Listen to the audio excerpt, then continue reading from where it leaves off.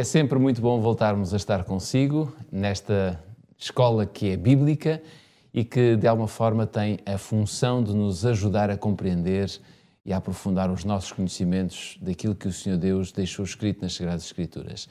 Temos diariamente o privilégio de ter connosco o pastor Pedro Esteves, que nos acompanha e que nos ajuda a formularmos aqui o pensamento. E desta vez, tal como disse, nós estamos centrados na Epístola aos Romanos, aquilo que Paulo escreveu aos Romanos. Olá Pedro, obrigado por estares connosco mais uma vez.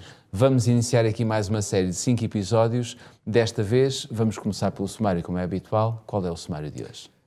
Ao iniciarmos então o estudo do capítulo 5, que é isso que nos vai ocupar durante os próximos episódios, hoje vamos em específico tentar compreender ou analisar que a compreensão e a aceitação da justificação pela fé não é apenas uma ideia teológica, é sobretudo traduz-se na vida do crente em bênçãos.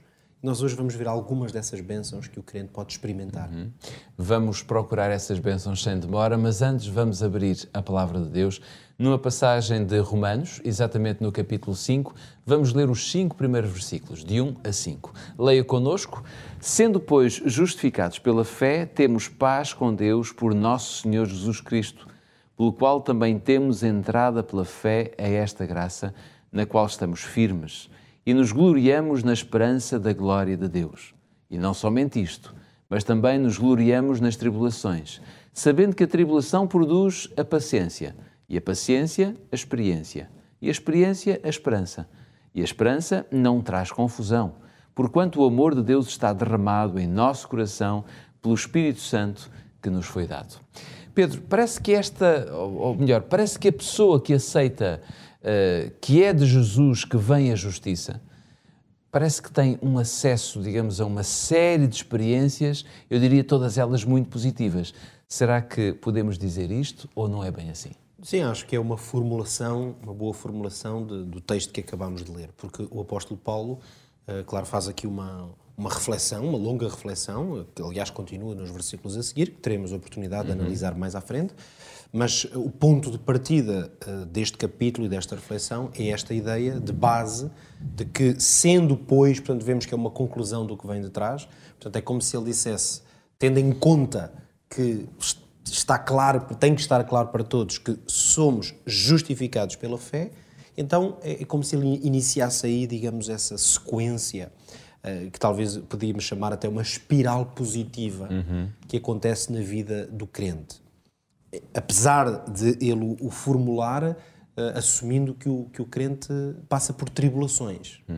Mas precisamente aquele que está justificado em Cristo vive, ainda que tribulações, vive-os num contexto completamente diferente. Ou seja, adquire uma coisa que tanto nós queremos, que é a paz, não é? Essa paz, no caso da paz com Deus através de Jesus Cristo, o apóstolo Paulo vai ligar diretamente essa experiência de paz à ideia de que somos justificados pela fé.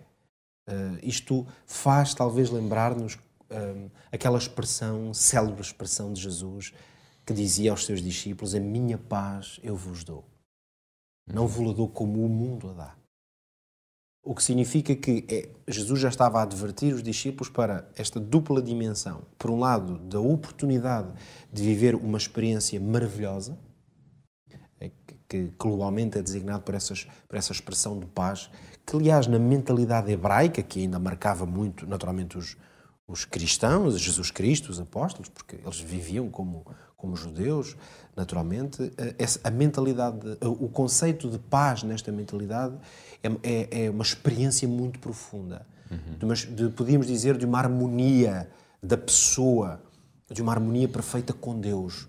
Portanto, paz no conceito bíblico e tal como Jesus o vai expressar, e agora aqui o apóstolo Paulo, não se trata de um mero sentido da pessoa não estar em conflito com alguém ou não estar em guerra. Portanto, não tem nada a ver com algo meramente externo, é essencialmente a profundidade da experiência que a pessoa tem, com Deus sobretudo, essa plenitude, esse shalom, que não é na linguagem hebraica, é essa plenitude que o crente, segundo o apóstolo Paulo, como é que ele a obtém? Obtém-na em Jesus Cristo, por saber, lá está o sendo, pois, sabendo que somos justificados pela fé. Quer dizer que este conceito de justificação pela fé, ele traduz-se na vida do crente em qualquer coisa de muito concreto.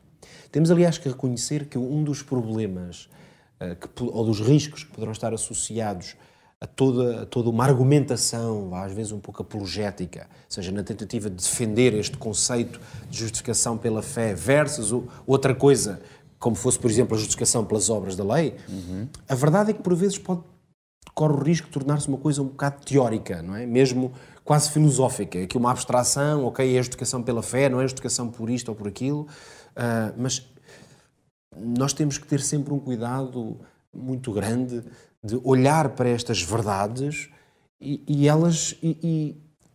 perceber como é que na nossa vida elas se podem traduzir em experiências concretas. Quer dizer, o que é que muda na minha vida em saber que sou justificado pela fé ou que não sou justificado pela fé? Se for apenas uma coisa meramente uma abstração teórica, eu posso dizer, olha, pronto, é assim porque Deus disse que é assim. E posso ter o prazer de saber, olha, pelo menos não estou enganado porque Deus escreveu ou os apóstolos escreveram que é assim. Mas é por isso que eu acho muito interessante que aqui o apóstolo Paulo, também ele quase que tenta ajudar a igreja a não cair nesta falha, então dizendo, ok, somos justificados pela fé, ok, se isto é verdade, sendo assim, nós temos paz com Deus. Se nós temos a oportunidade de viver uma profundidade da relação com Deus muito profunda. Porquê isto? Repara, porque nós se levarmos isto a fundo até às últimas consequências, qual é a ideia base? É que os nossos pecados, a nossa culpa, as nossas fraquezas, tantas vezes que falhamos, nós olhamos para Cristo e nele encontramos esperança de que podemos reverter essas coisas. De que não vamos estar constantemente focados e dependentes se vamos falhar ou se não vamos, porque Deus é como se Ele considera que Jesus é que cometeu os nossos pecados. Ou seja, é essa a ideia de que Ele assumiu esses pecados. Então, aliás, lembremos aqui o profeta Isaías, que, aliás, usava exatamente a expressão paz e colocava isto de uma maneira soberba, uma expressão muito conhecida, Isaías 53, quando o profeta diz que o castigo que nos traz a paz estava sobre ele. E, no fundo, essa paz é tão necessária perante esta sequência, digamos, ou espiral positiva que Paulo menciona nesta passagem do capítulo 5, não é? Porque ele fala de paciência, esperança, amor. Ou seja, essa espiral ele vai expressá-la no contexto de tribulações, não é? Por isso ele diz, nós não somente nos gloriamos nas tribulações, mas mais, nós sabemos que a tribulação produz uma série de coisas. Paciência, que implica essencialmente a ideia de sermos pessoas perseverantes. É esse o conceito bíblico de paciência. Não é que, bom, sabemos que suportamos e tal, que aguentamos. Não tem a ver com essa ideia, talvez mais, que nós temos mais na palavra paciência, para aturar uma pessoa. Não. Aqui é a ideia de sermos pessoas com uma firmeza nos nossos princípios e valores, capazes de perseverar. Portanto, estamos a falar de tudo coisas bênçãos que podem vir da tribulação. Depois, a experiência, mas que a expressão, aliás, original, tem mais a ver com a ideia de que ficamos firmes quando somos aprovados. É por isso que a ideia aqui de experiência, a paciência que produz experiência, tem mais a ver com caráter. Okay? Talvez a expressão em português que melhor determine isso. Portanto, a pessoa que fica aprovada. Por isso é que é uma pessoa experimentada. Talvez assim também seja uma forma de entender isso. Saiba suportar. Que sabe suportar. E depois, finalmente, ele fala de esperança e ainda termina dizendo que o amor de Deus está derramado no nosso coração. Então, todas esta espiral positiva é como se fosse uma definição daquela paz que inicialmente o apóstolo explicou. Portanto, essa paz profunda que nos vem quando compreendemos que em Cristo somos declarados justos. Vamos colocar isto de uma forma muito prática para todos nós no nosso dia-a-dia. Diz a Escritura, em Isaías, que já aqui citámos, que Jesus Cristo é o príncipe da paz. Para ele ser príncipe, nós temos que o deixar governar, reinar, ser o primeiro.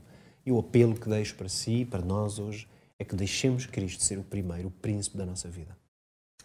Fica aqui o desafio, fica também o desafio de você poder continuar a estudar a Palavra de Deus. Saiba que nós estamos cá diariamente, neste mesmo horário, para que você possa aprender e possa ouvir e escutar a Palavra de Deus. Por essa razão, amanhã estaremos de volta com mais um episódio da Escola Bíblica. Até lá.